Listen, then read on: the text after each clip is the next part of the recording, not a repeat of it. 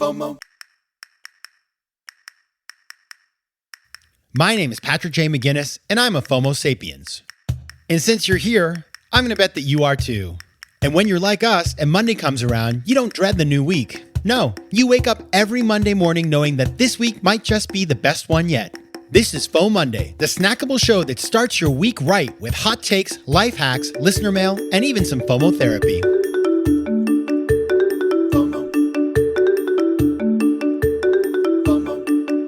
Hey everybody, this is FOMOndays, the snackable companion show to FOMO Sapiens, which of course will be back on Thursday with a full episode. But until then, happy FOMOnday, best day of the week. I'm your host, Patrick J. McGinnis, venture capitalist by day, author and podcaster by night, and of course, FOMO Sapiens 24/7. Now on Thursday, I will be joined by Mindy Weinstein, who is going to be talking about the power of scarcity. And I love that because scarcity is it's a motivator. And so if you know how to use scarcity, you can move mountains, you can do a million things. But at the same time, scarcity can be really nasty. It can be gnarly. And I think about this conversation I had when I first heard the term scarcity mindset. I had never heard that term, believe it or not. And this was the beginning of the pandemic. We're talking 2020, kind of like April timeframe. And somebody had introduced me to somebody who wanted to chat about, I guess, FOMO or something. This happens sometimes. And she was a graduate of the Wharton School, and she was a coach, sort of professional coach. And we're chatting, and just like this, then that about life and what she did and what I was doing. And at some point or another, she started coaching me in a sense. And she was like, well, what do you like about what you do? What don't you like? And I was sort of complaining about some things that I didn't like about sort of the, in the line of business I'm in. It's hard sometimes to predict what's coming down the pike, right? When you're an entrepreneur, when you work for yourself, you can't project 5 years forward like you can when you work in a corporation, or at least you think you can. Maybe you can't. And so I was talking about that, and she said, well, you really want to be careful that you don't get into a scarcity mindset. And I said, well, what is that? I've never heard of this term before. And she explained to me that a scarcity mindset, the way I understand it, it's the idea that you sort of start to fear that you're going to lose what you have and that you always have to protect what you have. And as a result, it's really hard to build new things. And so I was like, wow. And I looked up, by the way, just because as much as that's my definition, I want to make sure we give you the proper definition.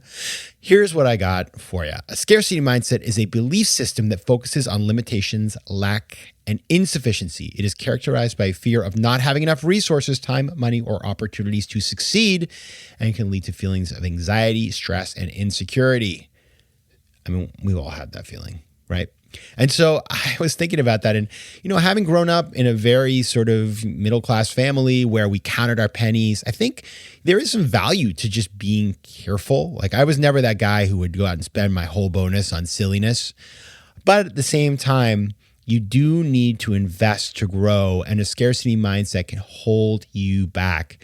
And so as I thought about that, actually, I was thinking when she told me this, I was like, I was living in this apartment that was an incredibly good deal. And I was like, just because it was easy. And also I was just like, well, I kind of know what it is. But I didn't like the place anymore, and I wanted something nicer. And because of that conversation, I moved into something better because I thought, it's time to, first of all, it was small and I was in the middle of a pandemic. But I thought to myself, I need to invest in me. I need to have a space to do my podcast. I need a place to do this, that, and the other. And so it was a great decision. So I thank you for that advice. But it did remind me that this is something I'm prone to do. And it is definitely kind of wired into my DNA. And I'm sure many of you understand that as well. And I have certain friends that don't have that issue. And I'm amazed that sometimes it's a little reckless, but there is something important about being comfortable investing to grow. And so having a scarcity mindset can be very limiting on your life, on your success, and all that other stuff. And so what we're going to talk about today, what I want to talk about with you guys right after the break, is 7 ways to avoid a scarcity mindset. We'll be right back after this break. FOMO. FOMO. All right, we're talking about scarcity mindsets today. Oof. So number one is, and this is probably the hardest one of the 7. So it's nice to start with the hard one. Try to figure out what is driving this feeling, right? So for me, as I just said, I was staying in this apartment. I had a really insane deal, but I wasn't happy there anymore. I was ready for something new. And as I sort of talked about this with her, I realized that because I had some uncertainty, I was always like, well, I don't really know how much I should spend, right? And that is fair. Like, life is going to throw you curveballs, but it doesn't mean that you shouldn't do anything at all. And so being stuck in that way, thinking back and to what is driving that is super important. And so as you have a feeling of scarcity, when you start to worry about not having enough, try to dig into why that is. And you may actually want to talk with somebody else, get some advice, kind of talk it through with a friend, but just try to understand, like, why is it that I don't want to do this thing? And there could be a bunch of different things. It could be risk-taking. It could be starting something new. It could be doing some sort of trip. It could be investing in yourself, taking a class, like all kinds of stuff. And training class, right? Say there's a training class and it's a couple $1,000s and you're like, well, what will be my payback on that? Like, how quickly will I pay back on that? Because, I don't want to just, I could use that money for other things. That's the kind of stuff you want to think about. Okay, why are those other things more important? Why am I worried about not getting a payback on this? Like, am I really committed to wanting to do this? Or am I just, I'm like anybody else. I don't want to waste money, or I don't want to spend money I don't have to spend. So thinking about what's driving it and maybe talking about that with somebody is going to be very important. So that's number one. Number two, reframe those thoughts. This is a really good one. And I actively try to do this because I know I am prone to the scarcity. Reframe instead of what you don't have, think about what you do have. And I see this all the time with people who are coming out of schools, looking for a job, or people who are career switchers.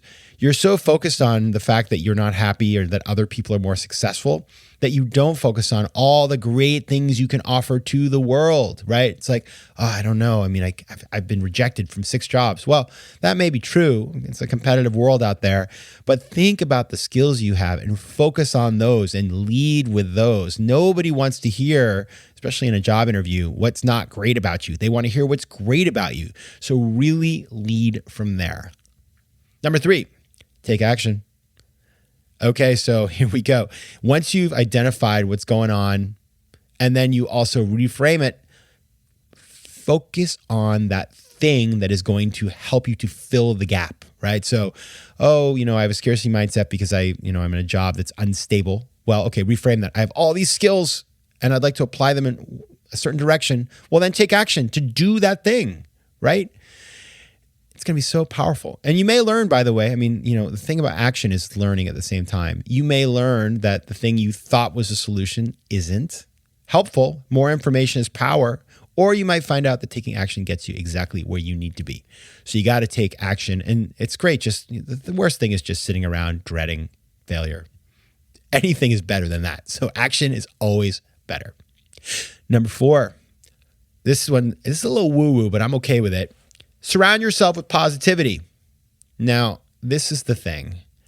We all have that friend, and it's usually a lawyer or an accountant. I'm sorry, lawyers and accountants, but you know who you are. That their training makes them risk mitigators. It's about spotting the potential failure and making sure it doesn't happen.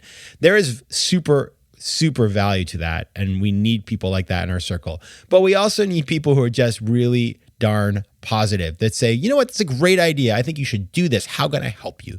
So you want to balance that out. Have people around you who are just going to be positive and supportive. And if you're surrounded by negative Nancys all the time, or negative Neds, we don't want to just make it female. That's not nice. Then you got to find people who can bring some positivity into the circle and help you to take action, right? Because it's so hard to take action when people are talking you down. Number 5, focus on growth. So this is about goal setting. We talked about taking action. At the same time, as you do that, think about some goals you can set. A limited number of goals, things that are achievable, ambitious but achievable, and then execute toward those goals. So it might be, for example, I want to work on a business plan for this idea I have for a side project at 10%. And by the end of the month, I'm going to have researched the products and tested them. Specific milestones, obviously, always a specific milestone.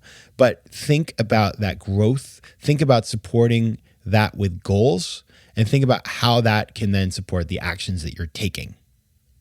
Number 6, take care of yourself.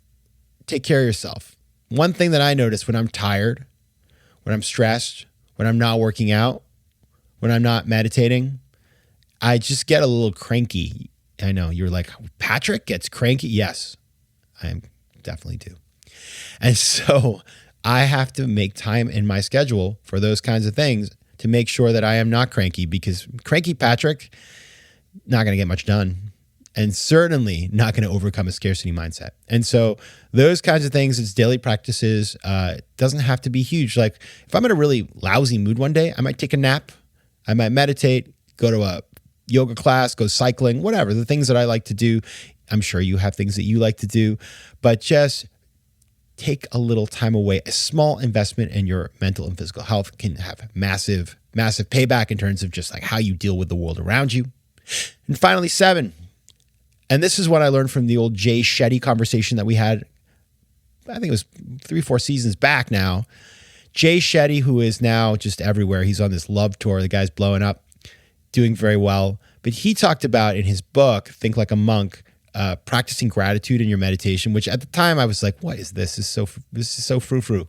But I tried it. And basically what you do is every day, maybe you're meditating, or maybe you get up in the morning, you just think of 3 things you're thankful for. And so therefore you start your day with your cup filled with gratitude. Like it's not an empty cup, because you realize the good things you have and you're better positioned to sort of navigate the world. All right, those are my 7 ways to avoid a scarcity mindset. As a recap, figure out what's driving the mindset. 2, reframe your thoughts. 3, take action. 4, find positive people to surround yourself with. 5, be focused on growth. 6, take care of yourself. And 7, be grateful. All right, those are my approaches. If you have your own ideas, thoughts, or even, a criticism, it's okay to be constructively critical, not negative. Write me. You can find me on Instagram at Patrick J. McGinnis, on Twitter at PJ McGinnis, and on email at letsconnect@patrickmcginnis.com. All right, I will see you on Thursday for my conversation with Mindy. But until then, take care of yourselves, FOMO Sapiens. FOMO. If you like today's show, please be sure to rate it and recommend it to your friends. And as always, you can find me on Instagram at Patrick J. McGinnis, on Twitter at PJ McGinnis, and on the web at FOMOsapiens.com or PatrickMcGinnis.com, where you can get all kinds of free resources to live a more decisive and entrepreneurial life. FOMO. Want more FOMO Sapiens and FOMOnday? Head over to FOMOsapiens.com, where you can listen to past episodes, learn more about the show, and find out how to advertise. You can also connect with me on Instagram at Patrick J. McGinnis and on Twitter at PJ McGinnis.